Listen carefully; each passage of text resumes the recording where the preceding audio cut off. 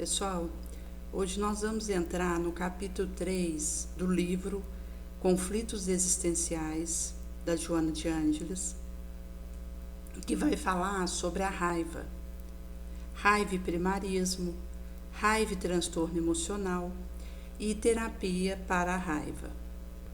Então ela vai iniciar colocando alguns aspectos referentes à primazia do instinto agressivo na contextura do ser, que perante qualquer ocorrência desagradável, seja imaginária, seja real, rebolca-se na situação danosa, em agitação inconsequente, cujo resultado são sempre lamentáveis e funestos. No quesito da predominância em nós do instinto de arbitrária dominação, impostura falsa de superioridade, se o indivíduo vem a perceber a fragilidade da sua conduta e a impossibilidade de impor-se, porque não considerado quanto gostaria, desejaria, recorre ao psicológico mecanismo da raiva para exteriorizar a violência ancestral que lhe dorme íncito. E ela vai trazer que há um indivíduo especialmente dotado de uma facilidade raivosa que alterna essa emoção com psicastenia, que foi uma palavra cunhada por Jung como uma fraqueza psíquica responsável por um estado de psicastenia constitucional, com forte tendência para depressão, incapacidade de suportar desafio, medo, dificuldade mental. Então, vai ser colocado que o indivíduo que adentra esse areal, ele agride antes por medo de ser agredido, aumentando a gravidade de qualquer ato sob a coerção do pânico que se lhe instala de momento, ante situações que ele vai considerar perigosas, evitando racionalizar a atitude, antes se comprazendo nela, sustentando a sua superioridade sobre o outro, aquele a quem atribui o perigo que lhe ronda. Nesse sentido que o indivíduo tomado por essa sensação de perigo, onde ele avança contra outrem antes de ser alvo desse outrem, vai trazer da dificuldade que acontece porta adentro do mesmo, de estar na administração de uma segurança interior, de uma pacificação. Porque se eu considero ameaça algo que vem de fora, estou constantemente numa atitude de defesa contra um povaréu, contra um terceiro, isso vai significar que eu estou armada. E nesse sentido que aquilo que para mim vem como algum tipo de risco, confirma o meu sentimento de me sentir ameaçada e eu então não consigo a racionalização. Antes pareço me comprazer nessa situação e nessa imersão de uma suposta superioridade sobre o outro, eu vou atribuir a ele o perigo que me ronda, que me assalta. E aqui, inclusive, vai entrar num dos 3 aspectos que nós havíamos comentado no cacau anterior, da autoridade do poder, empobrecimento do sexo e paixão pelo dinheiro, que são nossas mazelas, que inclusive está ligado a orgulho, egoísmo e sensualismo. Nesse sentido que vão se acumulando, gole a gole, estados de amargura pela falta de oportunidade de defesa ou de justificação, que se converte em revolta surda, indevidamente explodindo quando se faz uma carga muito pesada na conduta. Por isso que, quando a gente considera um acidente automobilístico que acontece em grande quantidade, isso vai vir de uma raiva mal contida de condutor que não se conforma quando o outro deseja ultrapassá-lo numa rua, avenida, rodovia, embora ele esteja em marcha reduzida. Então, o raciocínio pessoal e sem fundamento de que está sendo subestimado pelo outro faz com que ele, ao invés de ceder passagem, quando observa que o outro veículo se lhe emparelha, acelera. E com isso ambos avançam, raivosos. Até surgir um terceiro, em sentido oposto, mas que obedece às regras do trânsito. E aquilo colapsa numa tragédia. Bastasse um pouco de serenidade, de bom tom, para cooperarem um com o outro. E poderia ser resolvido sem dano.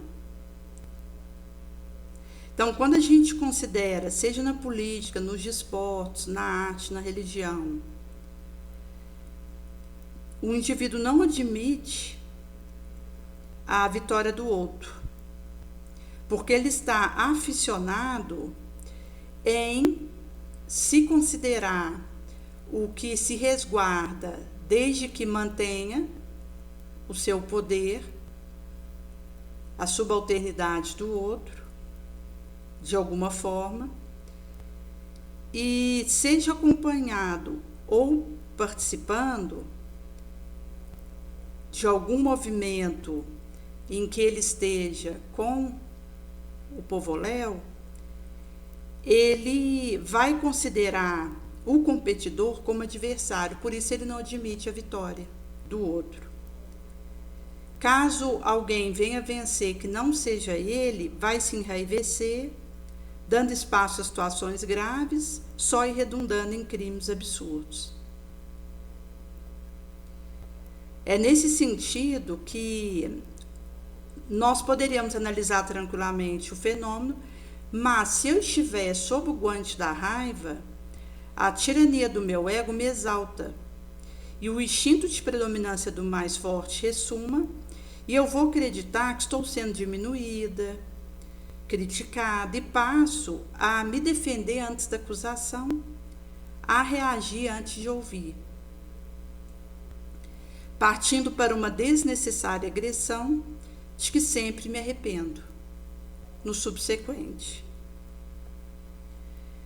Por isso que, se o indivíduo tiver um conflito ancestral que se encontra íncito como culpa, que o arma para um constante alerta e mecanismo de autodefesa, ele vai ter imposição pelo seu inconsciente da tese falsa de que o mundo é-lhe hostil e que as pessoas se encontram equipadas de valores para submetê-lo ao seu talante. Quando consideramos que o indivíduo possa ter uma especial disposição para a instalação de conflitos de segurança psicológica, que desencadeia a raiva, vai trazer um outro aspecto e que tem a ver com a sua existência atual. Inclusive, quando nós consideramos a criação que o indivíduo teve, onde a tirania, a imposição dos seus educadores dentro do lar não permitiram a ele ter voz, sentir que tinha vez. E acaba que essa pressão mal contida pode se extravasar em fenômenos de ira, de cólera. Quando ocorre um fato que não é entendido de imediato e o indivíduo se sente incapaz de se autopromover ou se acredita espezinhado, o complexo de inferioridade vai empurrá-lo para a atitude agressiva e grotesca. Portanto, é de bom alvitre a terapia preventiva do equilíbrio possível diante de qualquer acontecimento inesperado, novo, procurando entendê-lo antes de ir para a defensiva. Saindo desse ping-pong perceptivo de que os outros estão o agredindo, são seus adversários, que todos se lhe opõem. Porque o acumular de pequenas raivas não liberadas termina por infelicitar o ser, o aflige emocionalmente e o leva a transtorno depressivo, pela falta de objetivo existencial, desinteresse de prosseguir na luta, e o fixa com revolta naquelas ocorrências que ele considera inditosas em relação a si próprio. A gente tem, por exemplo, nos casos de suicídios, aqueles que ficam, em vez do compadecimento do infeliz que optou pela fuga, permite ser dominado pela raiva, se sentir não amado ou culpado, porque acaba que aquele que fica, ele pode sentir-se de alguma forma responsável pela fuga deliberada do outro e não tendo uma moral com capacidade para absorver adequadamente esse choque e entrar para o arrependimento que o tira da culpa e do remorso infrutíferos, ele acaba sentindo raiva daquele que se suicidou devido ao fato dele ter a culpa do que o outro fez. E também ele pode sentir-se desamado pelo outro que fugiu, pelo autoextermínio, não ter sido consultado antes do gesto, levando a ruminações magoosas que vão se acumulando e terminam por intoxicá-lo frequentemente. Então, são situações que vão trazendo exaltação do ego, que rememora momento feliz e enraivece ante o fato de haver sido muito amado e agora estar a sós, como se a morte houvesse resultado da opção do outro. Num quadro em que alguém tem um cônjuge que desencarnou. Então, acaba que são construções que a nossa mente ela pode ir tecendo e que trabalha contra nós mesmos. Existe também uma outra situação que o parceiro daquele que veio a desencarnar acumula raiva que se torna ressentimento porque não liberou isso quando se apresentava em forma de desagrado e frustração enquanto na convivência desse outro. Como a morte interrompeu sua experiência física, aquele que permanece no corpo sente-se lesado, ou por descobrir infidelidade que ignorava, por ter sofrido desnecessariamente, conforme supõe, ou por ter despertado o letargo que a união lhe impusera. Então ele passa a viver de profundo ressentimento. Então são situações que vão fazendo o acúmulo e que, se eu não estiver atento, isso pode vir a extravasar, obnubilando o meu raciocínio. Nós temos aquele relato no Evangelho do massacre dos inocentes que vai trazer um momento de raiva profunda de Herodes e o que isso desencadeou. Porque quando ele viu que tinha sido iludido pelos magos, essa questão de se sentir subestimado, enganado, ele ficou muito irado. e mandou então assassinar todos os meninos de 2 anos para baixo que havia em Belém e em todo o seu território, regulando-se nisso pelo tempo que tinha averiguado os magos. Então se houvera cumprido o anunciado pelo profeta Jeremias. Em Ramá se ouviu um clamor, um grande lamento, um choro. Vinha-se Raquel chorando a seus filhos, sem admitir consolação pela falta deles. Então Raquel lacrimava a perda dos filhos e não acolhia a consolação pela laceração dolorosa que sofria. Por esse motivo que a raiva vai ter esse condão infeliz de envilecer o sentimento humano. Sua constância responde por destrambelhos, o sistema nervoso central, disfunções de glândulas endócrinas, problemas diversos do aparelho digestivo e comportamento irregular psicológico. Se não for tratado cuidadosamente, desemboca em processo degenerativo de órgãos.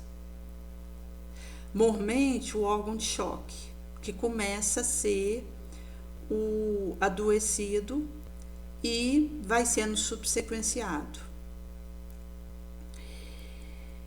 Liberada pelo inconsciente profundo, o paciente considera que vai ser punido, e se não ocorre, ele pode assumir algumas posturas.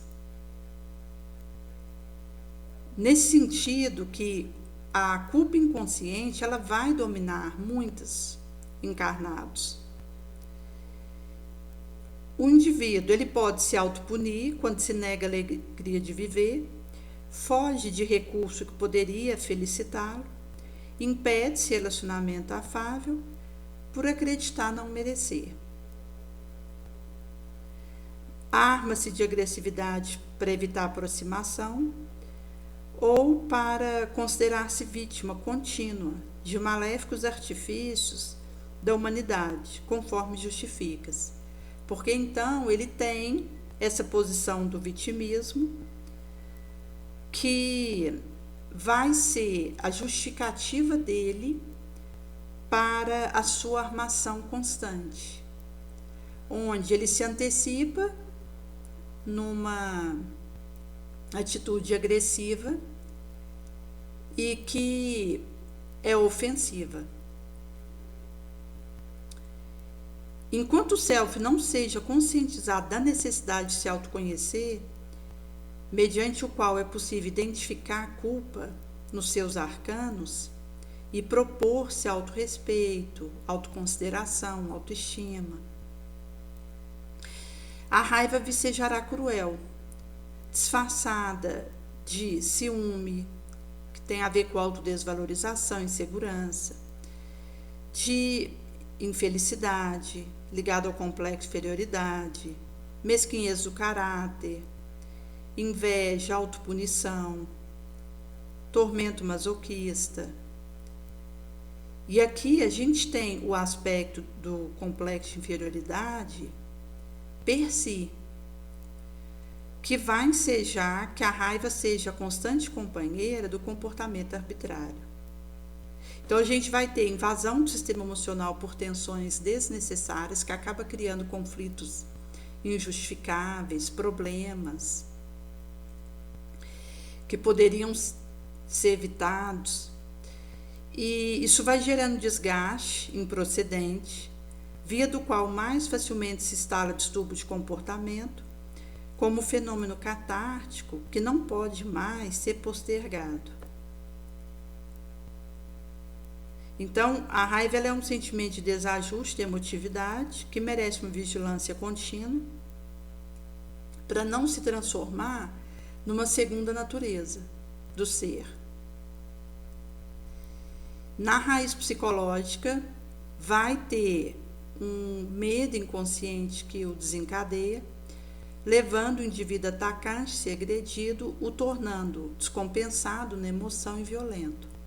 Porque aí já não tem a análise a razão funcionando, permeando a sua escolha, a sua ação. Então aqui entra tanta insegurança do próprio valor e o temor de ser ultrapassado, que vai predispor o indivíduo a postura armada contra todos e contra tudo, como se essa fosse a melhor maneira de se poupar ao desafio perturbador e a sofrimento. Porque a nossa caminhada aqui, ela é feita de assaltos, de dificuldades, contratempos. Inclusive, quando a gente considera que quando eu estou numa tempestade e peço para Jesus fazer uma calmaria dessa situação, pode acontecer que o mar continua bravio, tempestuoso, mas eu vou ser fortalecida para lidar com essa situação. Nesse sentido que em situações que nós experimentamos aqui na Terra, só ia acontecer que aquele acontecimento externo que possa ter me abalado, que seja uma dificuldade para mim, continua. Mas eu vou me robustecer moralmente, pela vigilância, pela prece, pela vontade, em que eu vou tirando de dentro de mim mais recursos para me manter em paz e para controlar a mim mesma, dominar meu pensamento, para que eu não fique a devaneio, a bater cabeça aqui e acolá, sem condição de fazer o domínio de mim mesma e a vitória sobre a minha paixão. Por isso que, quando ela traz aqui a respeito dos desafios perturbadores, é porque eles vão nos encontrar.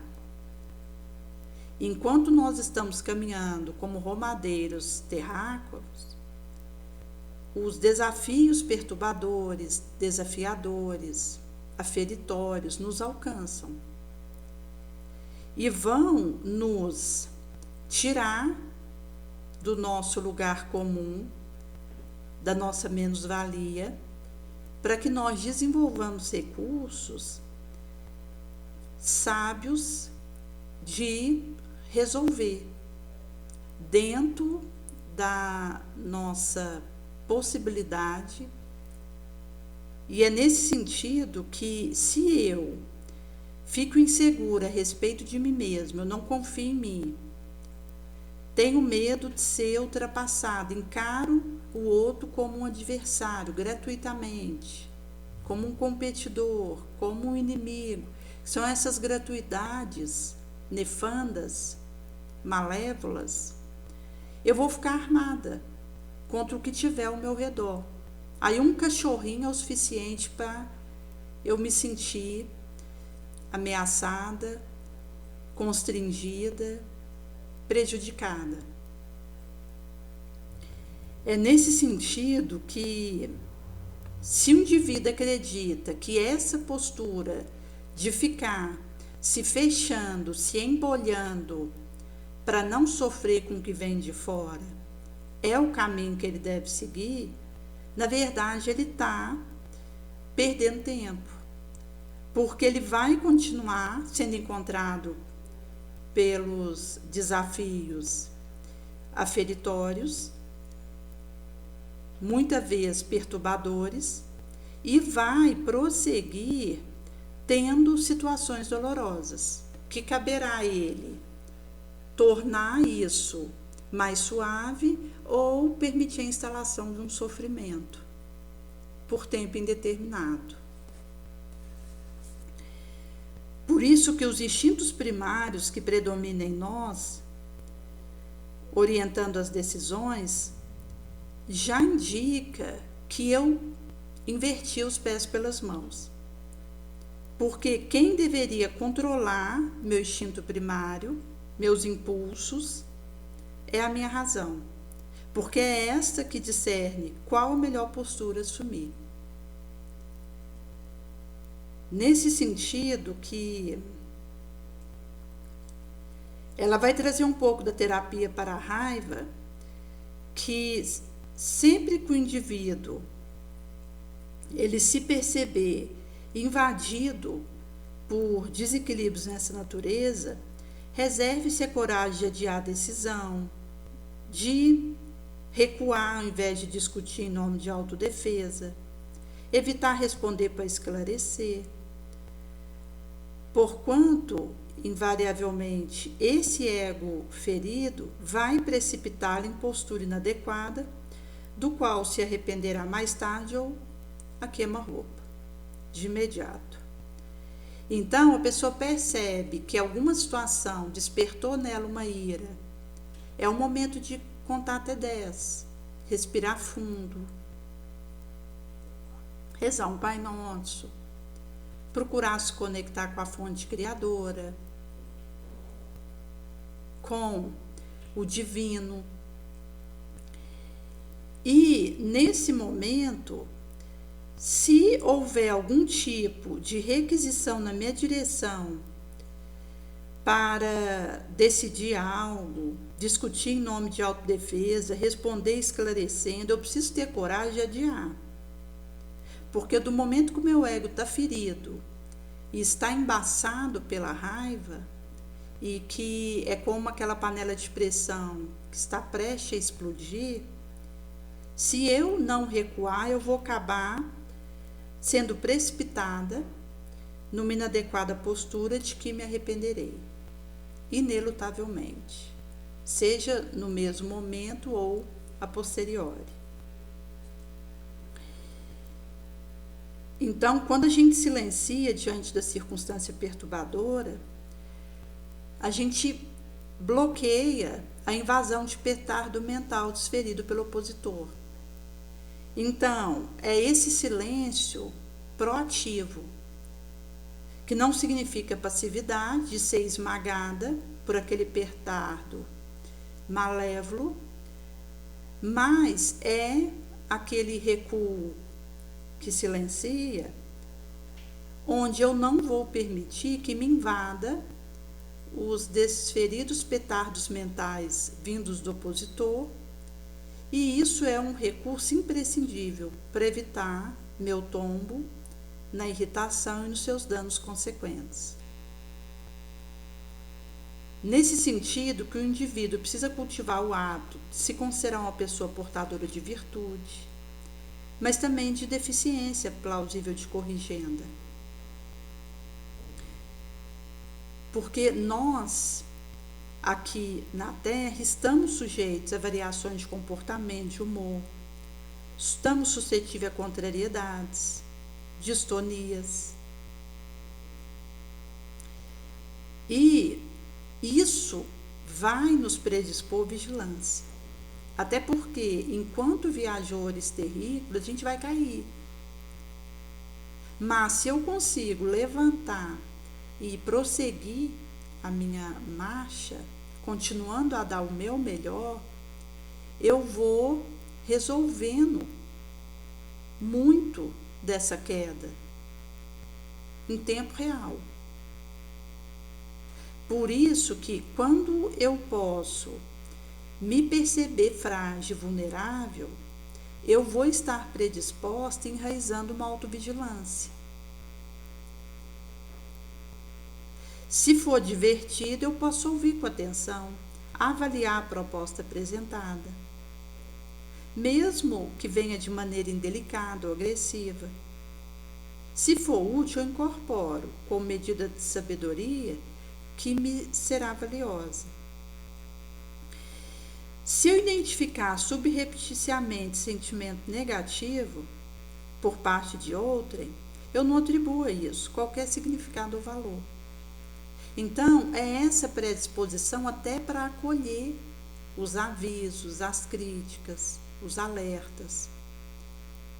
Porque do momento que isso chega até mim e eu tenho essa tranquilidade de acolher aquilo que vai me ajudar a ser melhor, eu preciso fazer isso. Porque como alguém vulnerável, suscetível de cair, de enganar, de me perder nas minhas reflexões. Vai acontecer que essa tendência que a gente tem de nos equivocarmos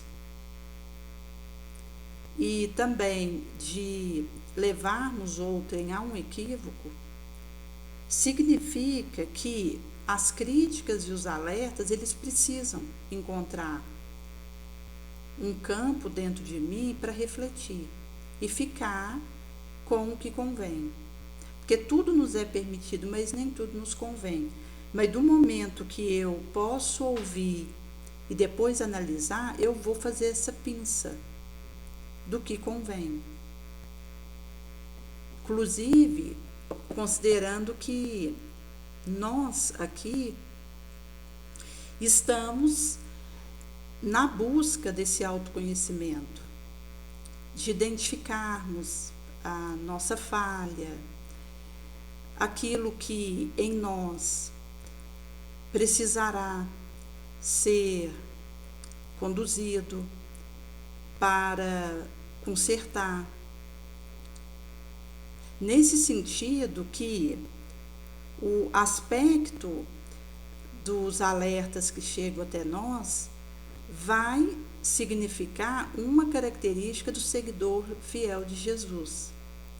Porque o verdadeiro cristão e espírita é aquele que ouve as orientações, lê sobre isso e aplica primeiramente a si mesmo.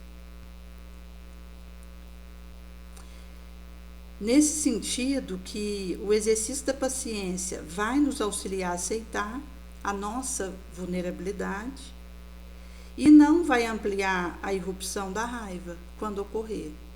Porque aí do momento que eu me percebo em situação de deslize, eu vou ter condição de mansuetude para olhar para isso e agir positivamente diante dessa situação. Senão, a hora que eu perceber o meu deslize, a minha falha, eu termino de chutar o balde, porque a raiva faz esse tipo de comando insano. Por outro lado, a paciência, ela vai me dar a condição de ver o meu erro e de visar, reparar isso. Porque até quando a gente considera a nossa fraqueza, precisa de paciência. Então, o desenvolvimento dessa virtude é essencial, até para a gente lidar com a gente mesmo. Senão, vai ficando insuportável conviver com a gente mesmo.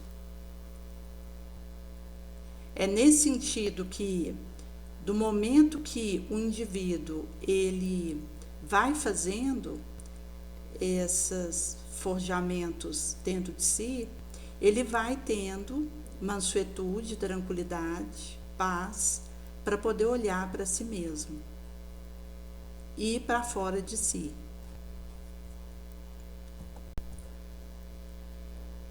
Nesse sentido que se torna contínuo como resultado de estresse, ansiedade, medo, morte, insegurança, a raiva, vai ser indispensável uma terapia para detectar a causa desencadeadora do fenômeno perturbador, que se não for cuidado de forma adequada, se agrava. Então, é uma psicoterapia cuidadosa que vai fazer o remonte a conflito adormecido no inconsciente, cuja origem aconteceu no período infante ou durante a adolescência, quando as circunstâncias o induziram à aceitação de situação penosa, sem o direito de justificação ou de explicação. E é por isso que às vezes a gente tem dificuldade diante da fofoca na nossa direção, da maledicência, porque a criança ferida, ela quer se justificar, ela quer poder se explicar. E Jesus ele vai trazer, isso inclusive está relatado em Missionários da Luz, e correlata a coleção A Vida no Mundo Espiritual, que quando o indivíduo ele está diante de uma calúnia na sua direção, Se ele conseguir fazer vitória sobre o seu ego ferido, ele silencia. Como Jesus, ao ser chamado a se defender, a justificar, silenciou.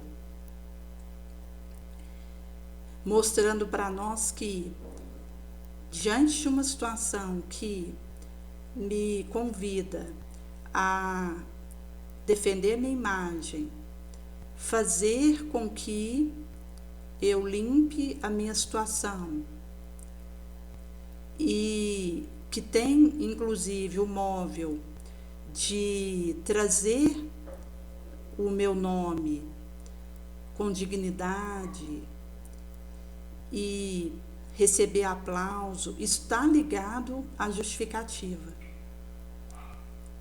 Nesse sentido que Jesus, sendo governador planetário, ali, diante daqueles que o acusavam, era tido como um malfeitor comum, como um enganador, um mentiroso. E ele não se defendeu. Então, isso mostra que, do momento que eu resolvo a minha carência e esse ego que pede essa inflação da minha imagem e esse direcionamento de confete para mim, que tem a ver com o nosso egoísmo, o nosso orgulho, isso vai me descolando da necessidade de me explicar. É nesse sentido que, para o indivíduo raivoso, que permite-se acumular contrariedades e não dilui isso como deveria, ele vai explodir quando algo proporciona aumento de volume à carga existente, fazendo isso insuportável. Ao mesmo tempo, a terapia da meditação e da prece constitui salutar recurso para controlar a emoção, reabastecer energia vigorosa, que se encarrega de acerenar o sistema nervoso central, diminuindo ou impedindo a incidência da ira. Aqui ela vai falar um pouco também das boas leituras, que é um procedimento terapêutico de qualidade excelente, porque vão enriquecer a mente com a ideia otimista, fazendo substituição de clichês psíquicos viciosos que induzem a comportamento insano. Porque a gente vai se acostumando com aquele lugar, se torna um vício. Até mesmo a conduta de reagir ao invés de agir. Nesse sentido que, do momento em que a gente vai fazendo substituições benévolas, os nossos clichês viciosos, eles vão sendo substituídos, porque é difícil eu romper um clichê vicioso mental. O que nós conseguimos fazer é trazer uma ideia otimista que substitua isso. Uma imagem positiva, um clichê elevado, que faça a substituição daquilo que tem efeito danoso para mim. Quando a gente considera que o clichê, per si, ele traz acerca de uma repetição, como vai ser dito no dicionário, que vai ser uma ideia, frase ou expressão que se torna tão repetida e comum que perde seu impacto e originalidade. É usado em tramas tradicionais de obras de literatura, linguagem coloquial e arte. E é frequentemente usado para descrever algo banal, previsível, que não consegue mais evocar emoção ou pensamento original. O clichê, ele pode ser verdadeiro ou não. Outros são simplesmente truísmos e fatos, enquanto alguns são estereótipos. Mas do momento que eu consigo colocar bons conteúdos na minha mente, esses clichês viciosos vão sendo desenraizados. Também dos recursos auridos da bioenergia e sua aplicação no paciente suscetível à corte de distúrbio de emoção, advindo da raiva, é de importância inadiável, destacando-se o concurso de pessoa saudável e abnegada como portadora de doação. E aí vai trazer um pouco o toque curador de Jesus, que descarregava naqueles que o buscavam energia sublime de que era portador. Mediante sua vontade, penetrava a problemática do paciente antes que esse se lhe narrasse as aflições de que era vítima, liberando-os com seu psiquismo superior. Então Jesus ele já se antecipava e liberava as aflições do outro com o seu superior psiquismo. Então, se a gente considerar a expulsão de espírito imundo, que fazia estorcegar as vítimas em processo aparente de esquizofrenia, epilepsia, recuperação de morte simulada por catalepsia, surdez, mudez, cegueira, hemorragia, dilaceração orgânica, até as mais graves ocorrências à distância, Jesus utilizava-se de um poder incomparável que possuía. Mesmo considerando a imensa distância moral que medeia entre ele e nós, todos possuímos energias preciosas dimanantes do Pai, algumas das quais instas em nós próprios, ou a recebemos mediante a interferência de condutores espirituais nobres da coletividade. O autocontrole, que devemos manter em relação às nossas reações emocionais de qualquer porte, disciplinando a nossa vontade, educando o nosso sentimento e adaptando-nos a novos hábitos melhores, imprescindíveis a uma existência rica de saúde.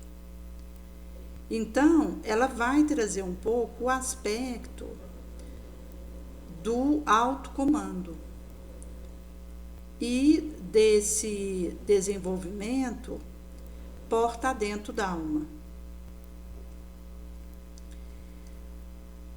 Por isso que quando a gente vai despertando para o nosso lugar, os objetivos essenciais vão ficando claros da nossa existência.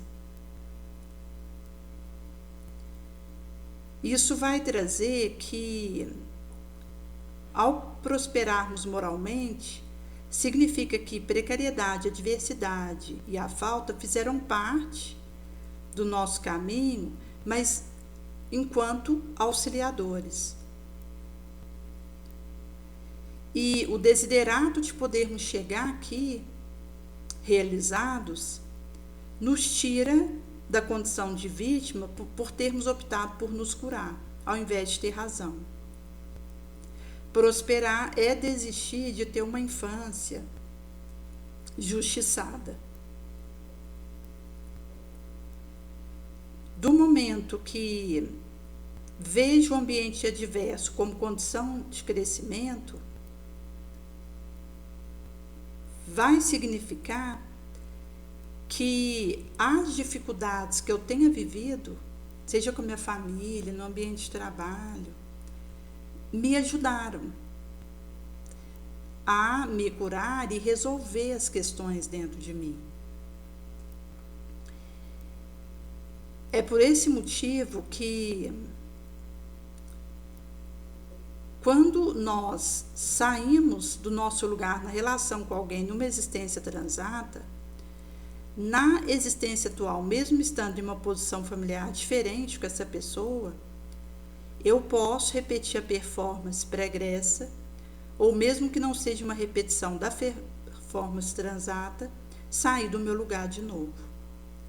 Então, o aspecto de nós estarmos no nosso lugar é que vão permitindo que nós foquemos na essência. Até considerando que o mundo sempre vai exigir de nós um testemunho coerente com a nossa elevação moral. E isso significa que quando a gente combate dispersão, negligência, desânimo, preguiça e também esforço deficitário, destaque de superfície, rumando para compreender os estatutos divinos da criação eterna, de cuja grandeza todos participamos, nós vamos conseguindo esse banhamento dos pés, bordagens e cicatrizes nesse pó inevitável e glorioso por onde se expande a vida. Nesse sentido que a romagem oscila sempre entre a dor e o prazer, o sorriso e a lágrima. Se troa a tempestade nesse momento, logo mais abre o horizonte na apoteose do arco-íris. Ao sofrearmos ímpetos, pacificarmos pensamentos, desanuviarmos o coração e ventilarmos o cérebro, teremos uma ponderação que evita o desastre. Para o espírita que aceita a supervisão do Cristo, já não podemos agir como queremos, e sim agimos como devemos querer. Que vai implicar pregar e praticar, um verbo complementa o outro. Ouvimos Jesus que nos fala da estante, mas convivemos com ele.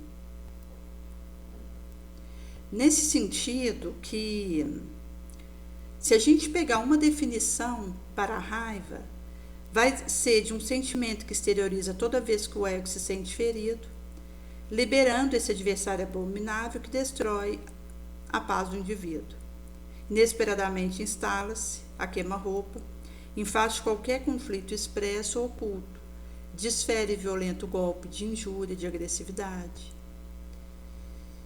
É inerente aos animais, mas no humano, por portador de vontade e discernimento, vai ser responsável por transtorno que nos obscurece a razão, nos perturba o equilíbrio e produz danos emocionais de grande ou pequeno alcance, a depender da extensão e da profundidade que se reveste. Então, é como um incêndio que pode começar numa fagulha e traz incalculáveis prejuízos pela sua extensão. Assim, a raiva pode ser teada por uma simples insinuação de pequena monta, se transubstanciando em um vulcão de cólera destruidora avassalante. Vai produzir uma descarga elevada de adrenalina, cortisol no sistema circulatório, alcança o sistema nervoso central em que se agita, produzindo ansiedade e mantém o sangue na parte superior do corpo, resultando em prejuízos diversos para as organizações psíquica, emocional e física. Na repetição frequente, endurece a artéria, predispõe a distúrbios orgânicos de variado porte. A raiva, de alguma forma, ela é um mecanismo de defesa do instinto de conservação da vida, que se opõe a qualquer ocorrência que interpreta como agressão, reagindo de imediato quando deveria agir racionalmente. Toda a faculdade de discernir desastrosa irrompe, sinalando sua passagem por cansaço, amolentamento de força, desconforto, logo cessa o seu furor. O animal selvagem, se tiver esfaimado ou perseguido, ele ataca para logo acalmar-se, conseguido o seu objetivo. Mas o indivíduo humano, ele, para além disso, ele agride antes por medo de ser agredido. E acaba que o desemboque de sentimentos de pânico, medo, ansiedade, destrambelha o indivíduo, Porque do momento que você tem essa movimentação do sangue para a parte superior do corpo, vai significar consequências ilegítimas danosas, que todo o discernimento e a visão do indivíduo já não está mais adequada. E a nossa visão é o sentido mais passível de erro.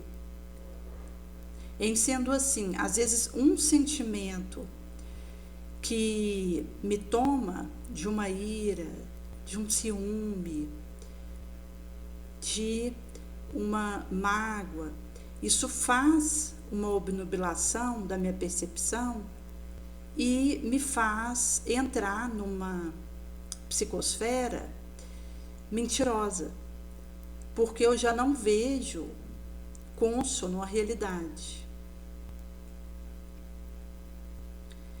Então, vai se transformar em uma situação ligada ao processo de evolução do pensamento da consciência que estaciona no remanescente do período egocêntrico, ora transformado em egóico, estimulando esse comportamento prejudicial e inoportuno, cujo efeito danoso logo é sentido em toda a sua extensão. É um círculo vicioso, porque o indivíduo vai se adaptar a essa injunção, passa a gerar um comportamento agressivo e vivenciando uma postura contínua de mau humor. Nesse sentido que vai se resultar de frustrações de pequena monta, mas contínuas castrações psicológicas, só iniciada na constelação familiar, quando aquele pai imprudente, rigoroso, injusto, violento, assume postura coercitiva e impõe aos filhos sem a possibilidade de um esclarecedor diálogo. Então, por necessidade natural de afirmação da personalidade, a criança ela é teimosa. E isso tem a ver com a falta de discernimento, porque ela necessita adquirir experiência. Isso faz gerar atrito com os pais, os familiares mais velhos, nem sempre dispostos a conversar com esclarecimento. Ou não vão saber como equacionar esses conflitos do desenvolvimento emocional e intelectual do educando.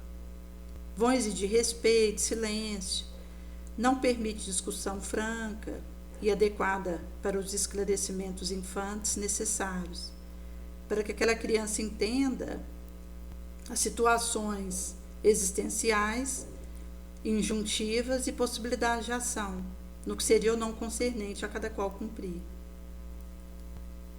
Também vai ocorrer quando o genitor é descuidado, não se interessa pelos problemas da prole, causando-lhe um ressentimento fundo, inconsciente, mas que desborda em raiva acumulada. Noutra vez, como resultado da timidez, o indivíduo pode se refugiar na raiva e, como não a pode expressar, ele foge para profundo transtorno que o macera.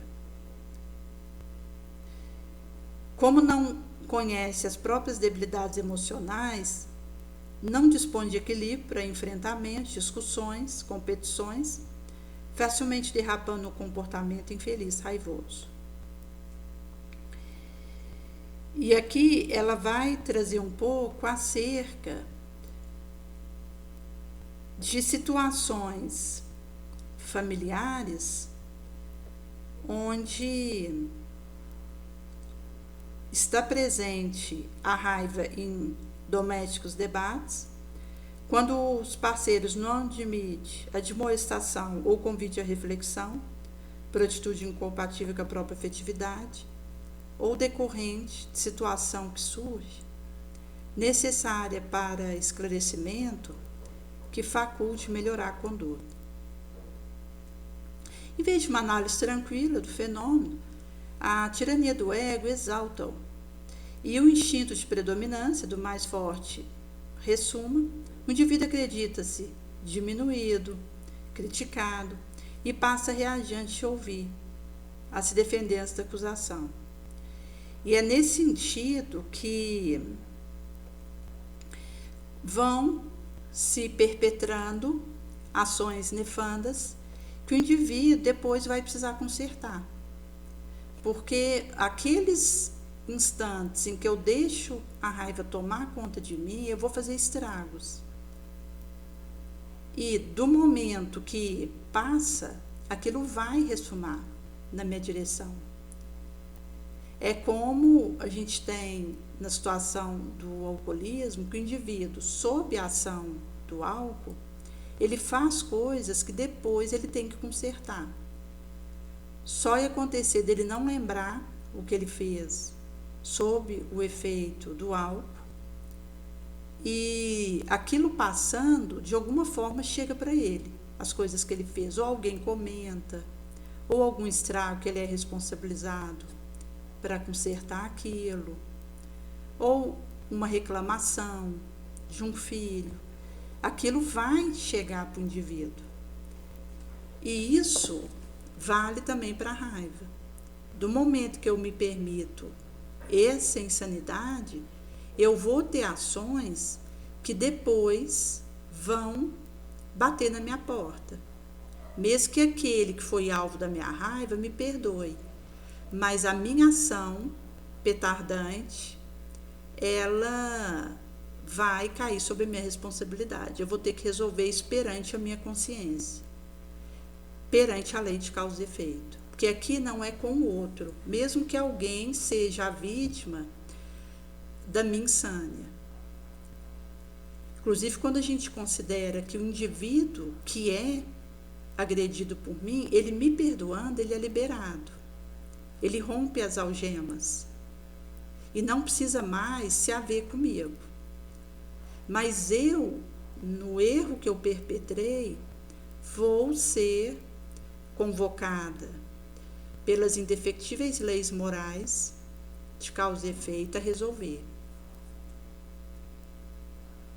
Por esse motivo que os clichês viciosos são tão perigosos, porque o vício, ele nos tira do domínio de nós mesmos. Do momento que eu tenho uma ação viciosa, eu vou estar criando algo para consertar. Nesse sentido que vão fazendo acúmulos e chega aquele momento em que o organismo estrambelha, porque a nossa organização psicossomática não aguenta as descargas de sentimentos de ressentimento, de ódio, de cólera.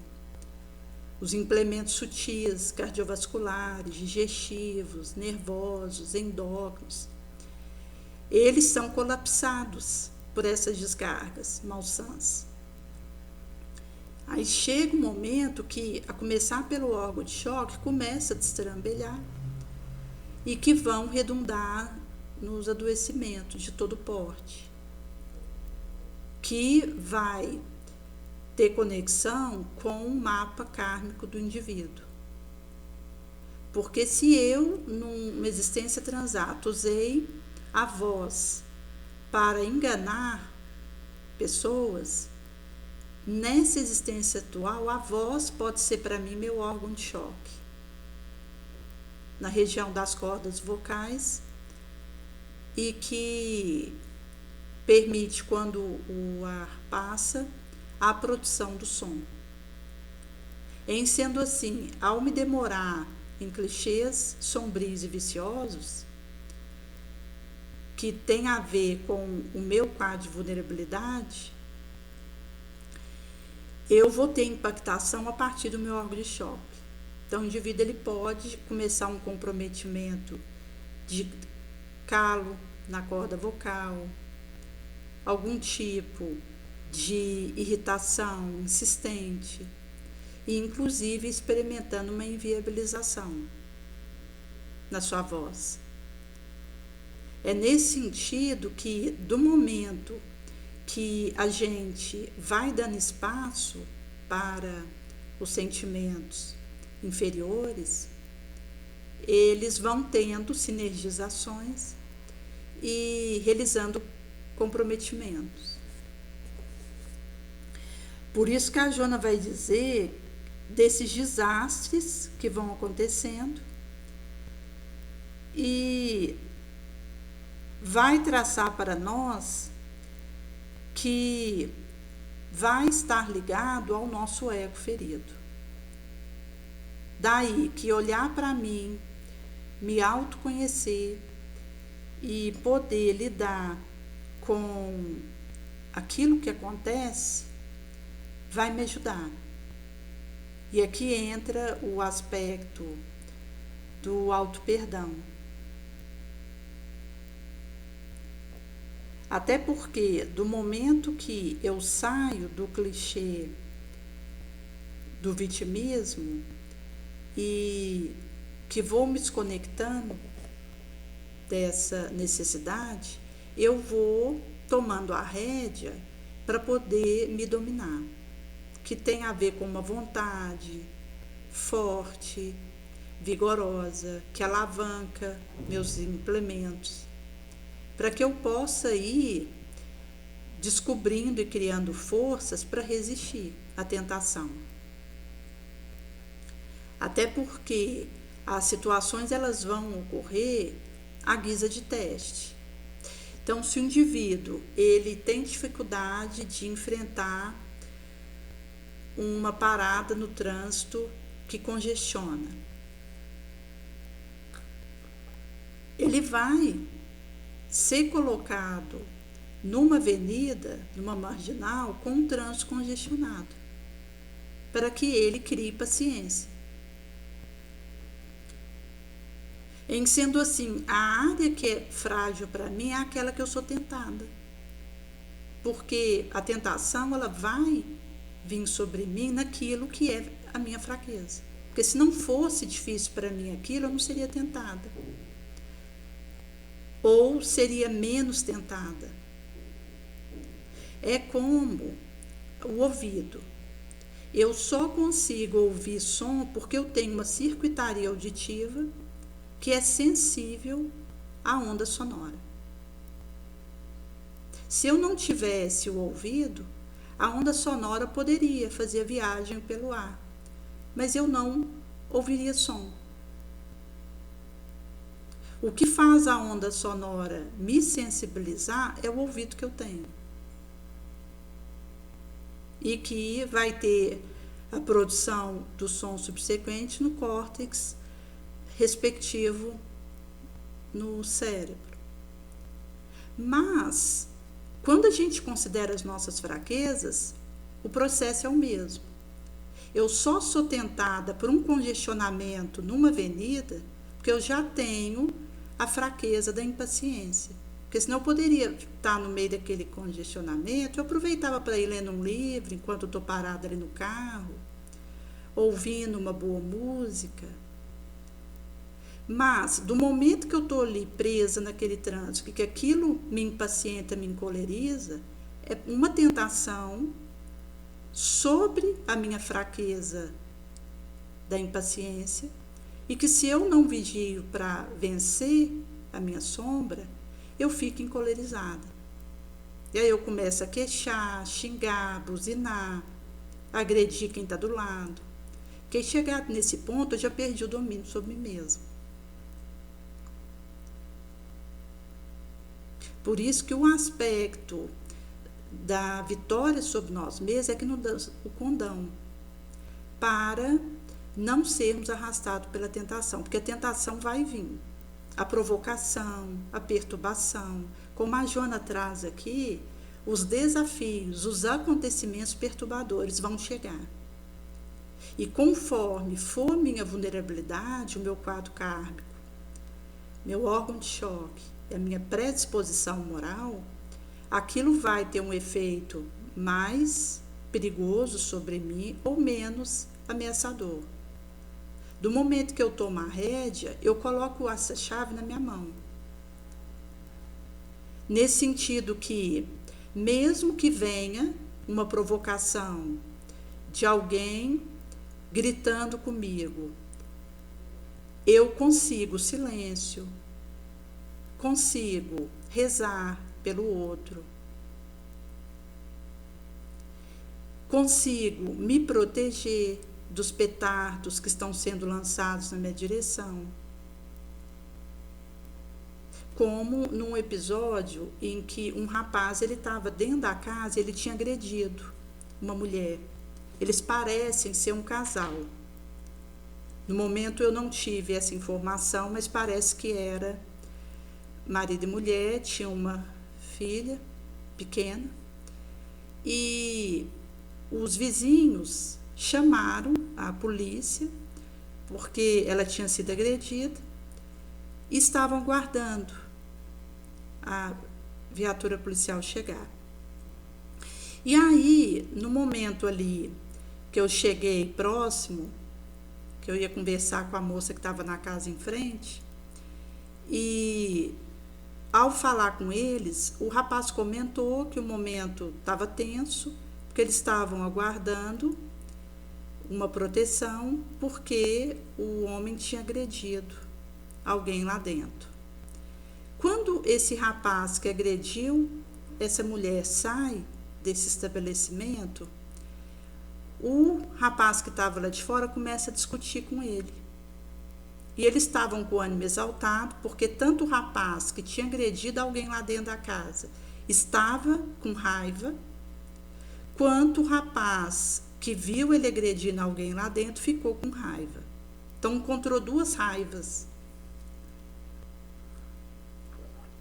E aí a fagulha que a Joana fala, que para virar um incêndio é um pentelésimo de descuido. Porque quando o rapaz agressor ele entra no carro sem carteira para ir embora, o outro começa a discutir com ele. E eles estavam para engalfinhar no chão, num duelo físico, quando a gente comenta sobre o perdão, para rezar, falando alguns aspectos que poderia fazer a sustação daquele arraste raivoso que acontecia. Nesse momento, o rapaz que estava dentro da casa e que brigou com o agressor se afastou e o agressor dentro do carro pôde ir embora. Então, mostra como é perigoso os nossos vícios, porque do momento que eu não tenho a vitória sobre o meu vício, eu vou encontrar com uma situação que vai sinergizar isso e que vai insuflar para que piore o quadro. Do momento que eu me deixo levar, por exemplo, por uma raiva, eu posso encontrar com alguém que está com tanta raiva ou mais do que eu, e isso significar o desembocar de um assassinato, que vai trazer consequências muito mais graves, que poderia ter sido evitado se eu, nos 10 segundos, controlasse o meu ímpeto de cólera e abafasse o meu impulso de xingar, de agredir, de esmurrar a parede. Porque até quando a gente considera liberar os nossos sentimentos, nós temos que ter cuidado, porque senão a gente vai ficar quebrando porta. Como um exemplo de um casal com filhos, que o homem, toda vez que ele se encolerizava, ele dava murro e quebrava a porta. E acontecia de irem e trocar a porta, mas quantas vezes vai precisar trocar essa porta? Não é mais razoável esse homem tratar a própria raiva, conseguindo a vitória sobre si mesmo? Buscando a espiritualidade, a utilidade, a terapia, o evangelho no lar com a água fluidificada, o autoconhecimento, a leitura edificante, que poderiam ajudá-lo a dominar melhor a sua emoção. Então, é uma questão de autoconhecimento e de autoabordagem. Porque existe uma forma dele extravasar a pressão que sente sem que a porta precise ser quebrada. Que inclusive machuca a mão dele.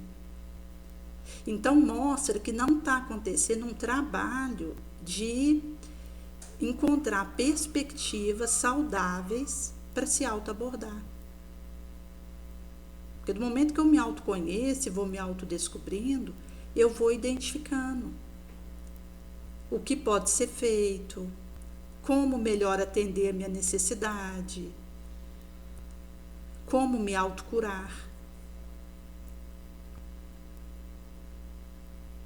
para ir lidando com mais tranquilidade.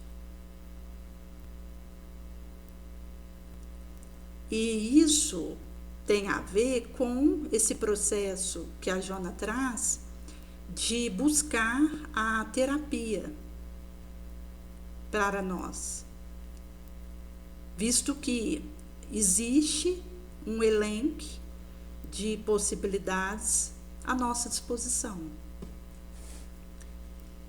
Nesse sentido que, quando a gente considera o aspecto de uma leitura edificante, de uma palestra instrutiva, de podermos ter contato com o Evangelho de Jesus, que é a base para nós.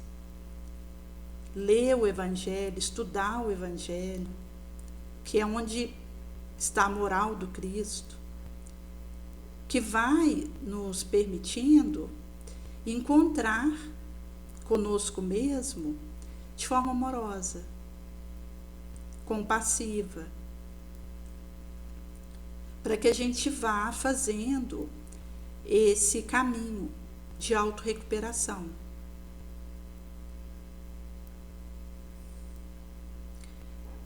Por isso que vai ser trago acerca dos tímpanos e retinas que nos permite voz e visão do outro mundo, um paisagista fixar com o próprio sangue as telas do bom exemplo, um tarefeiro a regar com o próprio suor a lavra bonosa, que não ambiciona guerrear para subjugar inimigo derrotado ao estridente rumor de aplauso e gritaria, porque nos basta o dom de servir, criando homens invencíveis, novos, no silêncio do anonimato. À vista disso, nós não aspiramos à posição de pirilampo em meio à sombra do século, e sim diligenciamos refletir o sol da vida imortal, esmerilhando a nós próprios, que é autoburilação, que melhor vai vencendo a si mesmo, de vitória em vitória, na arena interior da luta santificante, fiéis ao comando do Mestre dos Mestres, que nos enunciara: o meu reino não é deste mundo. Consta em João 18. Nós não nos acomodaremos com a estagnação, nem nos acompliciaremos com aqueles que exploram a região dos desenvolvimentos humanos em proveito de inferiores interesses. O mal temporário suportado com paciência faz-se um definitivo bem. Jesus nunca esteve enfermo, o que nos induz a verificar que ninguém jamais adoece por sentir, raciocinar e agir com o Evangelho, em espírito e em verdade.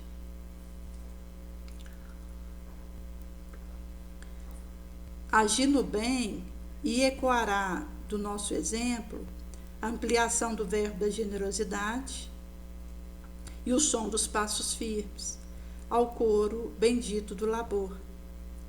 Transformemos, seja onde for, todas as desesperações exteriores que se adentrem pelas nossas portas d'alma em lampejos incessantes de renovadas consolações. A divina sabedoria não pede ao capim que produz a laranja, nem acalenta a rosa em trato de areia. Quando a gente segue pela trilha da decisão, seremos chamados ao serviço que podemos fazer. Quando eu sirvo ao próximo incansavelmente agora, a bondade vai me tornando inata na próxima encarnação.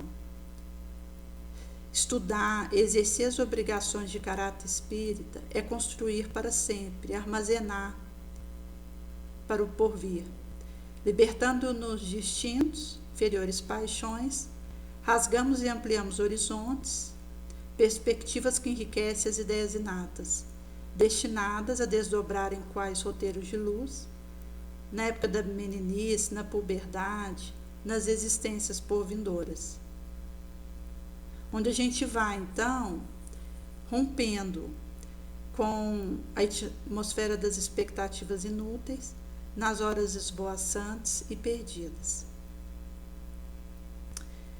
Se considero monótono o esforço em prol dos outros, a gente vai desfazer a monotonia aumentando o que a gente dá de nós, nos esforçando mais para auxiliar onde estivermos, ampliando as oportunidades de melhoria em louvor de todos que nos cercam.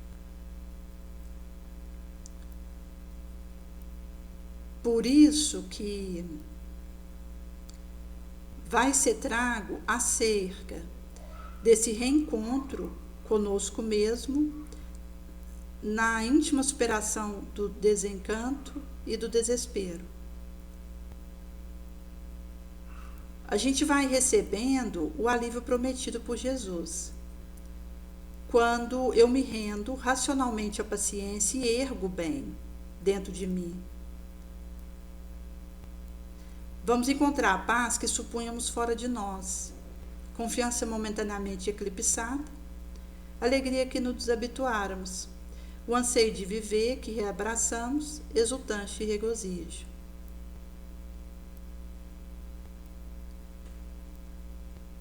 Nesse sentido que, à custa da testemunhação, a força do verbo iluminado, a gente vai acendendo a luz da certeza na imortalidade. Por isso que os aspectos das nossas tendências viciosas vai trazer que um despertamento para a verdade vai nos afinar no excelso binômio servir e pensar. Isso vai nos auxiliar para irmos engendrando formas de lidarmos com o que somos. O Chico dizia que o ser humano é a espécie de maior periculosidade que existe. A única força capaz de domar a nossa periculosidade é a religião, que na vivência da nossa espiritualização vai conseguindo fazer a submissão dos nossos males. E o aspecto da nossa sombra é um risco constante, porque estar encarnado na Terra nos obnubila. Nós não lembramos de muitas coisas que realizamos no pregresso, quando prejudicamos aos outros. A gente não se lembra de realidades espirituais que somente quando a gente voltar para o astral, a gente volta a ter contato com elas. E acaba que o fato da gente ter os órgãos do sentido encarnado na Terra vai limitar nossa percepção da vida maior e nos coloca em contato com uma série de limites. Por esse motivo que o risco que nós corremos ele é grande.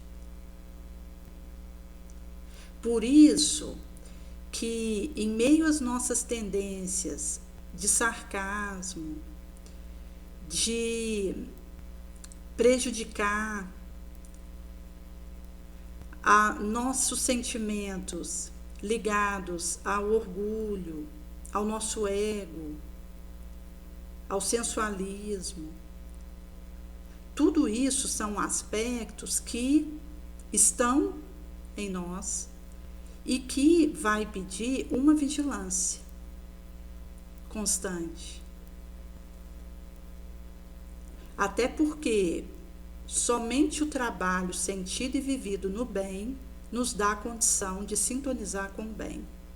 Eu posso até, por um momento, fazer um esforço para ficar com um pensamento elevado, deitada num sofá, perdendo tempo.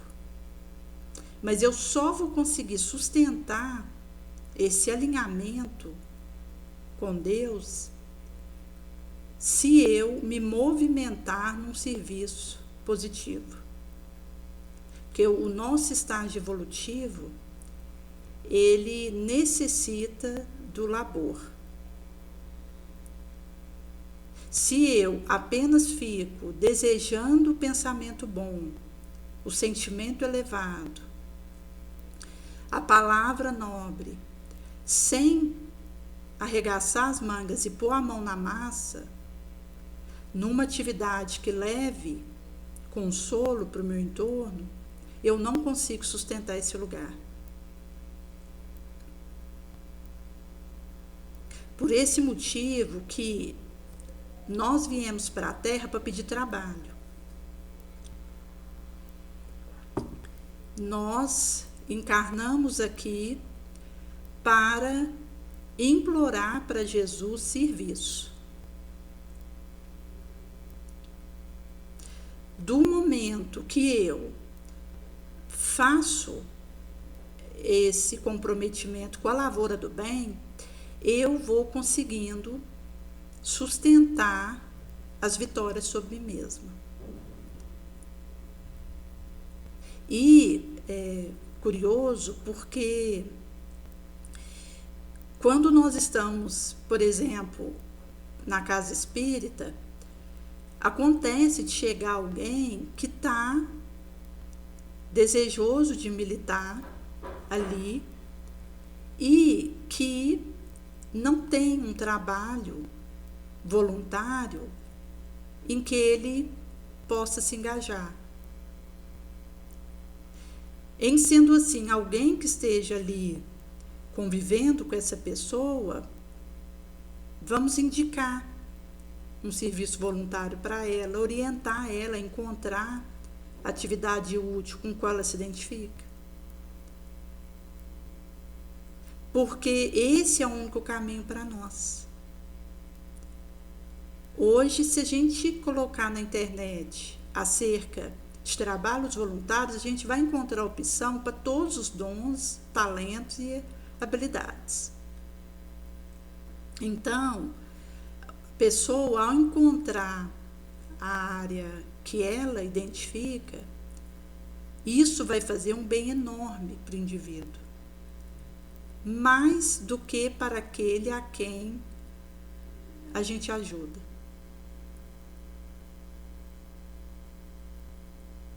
Nesse sentido que essa proposta que Jesus traz para nós de laborar e de podermos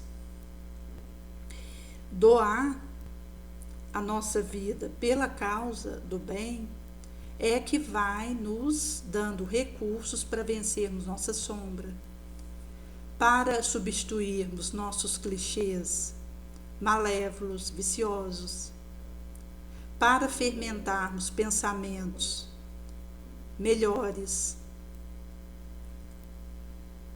e para conseguirmos achar o fio da meada do nosso autoburilamento. Porque é um labirinto.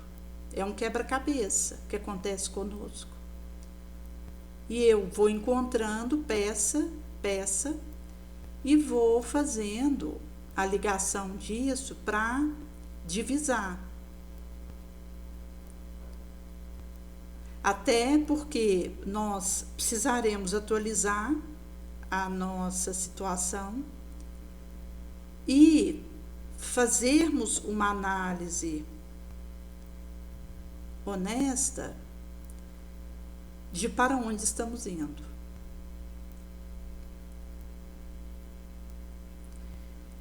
Nesse sentido que os aspectos ligados aos nossos esforços, eles têm a ver com o caminho passo a passo e com a vontade que eu tenho de ampliar minha consciência e os divisamentos intuitivos, inspiratórios que a intimidade com Jesus me trarão.